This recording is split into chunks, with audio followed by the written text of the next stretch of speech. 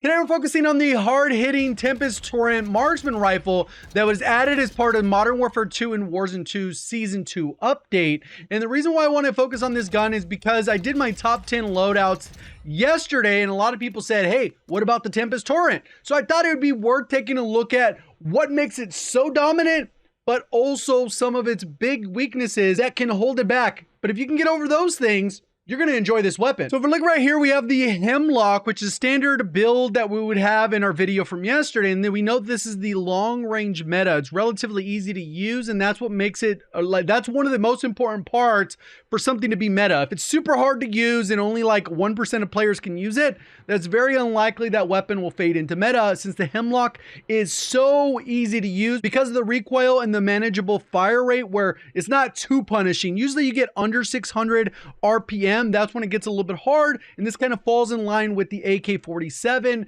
or anything along those lines in terms of the rate of fire, but it has significantly less recoil, and you end up with the probable TTK of around 900 to a fully plated player at the furthest range. As you get a little bit closer, still 900, and right around 39 meters is kind of the cutoff where you can get a faster TTK within that range. A lot of the engagements you can get in, though, depends really on your playstyle. So we're talking about 40, 50 meters, then this thing will most likely get that 900 TTK. But if you're not missing a bullet, that's pretty good. That's less than a second.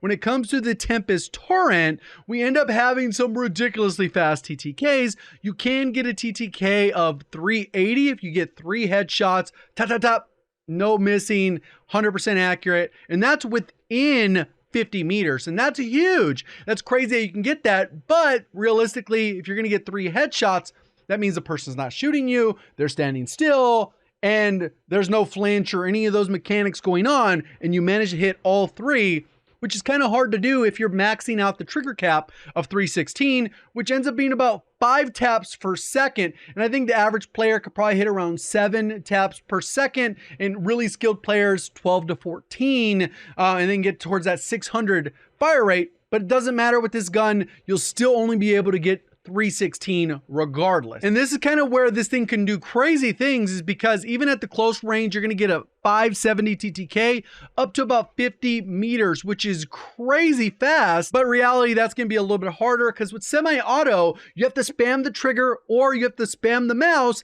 and that makes you a little bit less accurate when you're trying to aim while spamming. And that's just inherently how these guns work. Even with the DMR, it was one of those things you would spam, but the bullet velocity and the recoil was significantly low, so you didn't really have to worry about missing, and it required way less shots to down a player. So I don't necessarily feel the DMR vibes from this, because before it was 2 headshots with the DMR.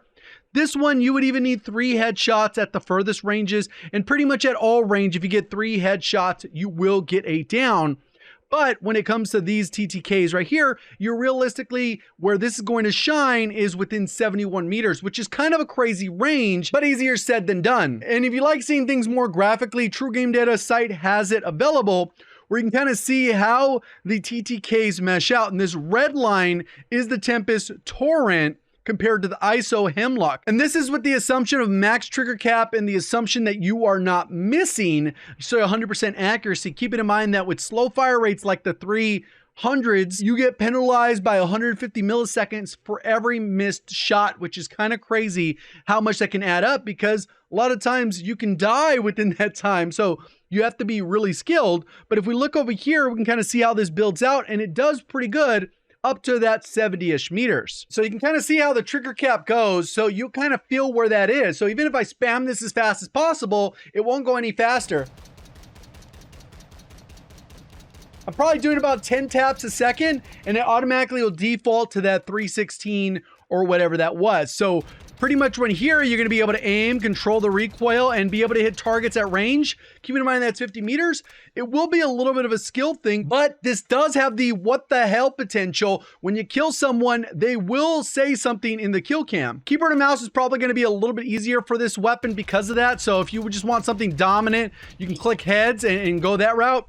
this is going to be pretty dominant. On controller, I think it'll require at least a mid-skilled because of the ability to spam the trigger while being able to stay accurate. Gets a little bit hard. The other problem with this gun is that you miss out entirely on a barrel where you can get that extra bullet velocity or something like that.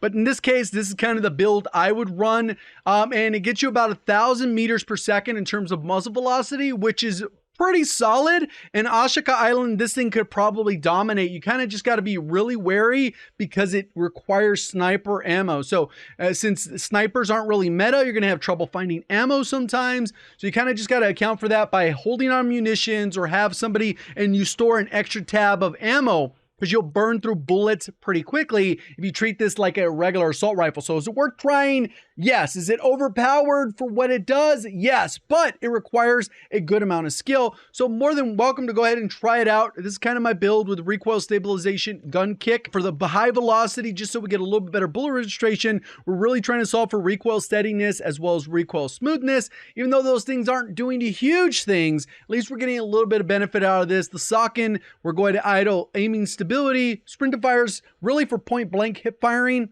and recoil steadiness is the way we'd go. If you can manage the recoil, aim down sight, you can go that. Keep in mind, this thing's going to dominate within about 70 meters. Everything beyond that, it gets a little bit tricky because the extra bullet, if you miss a bullet, the TTK falls off pretty hard. And then you kind of see how I built that out. This is really the only area I can go for aim down sight. And I decided to go with the 30 round mag because with snipers, you can only hold 40. So I think it's a little bit of oversight on the 50 round drum. And 30 just allows you to have a better aim down sight. If you think this is better than the Hemlock, I personally don't think it is because of easy use, but you'll let me know in the comments. Appreciate all the support. Thank you for watching as always. Have a great day.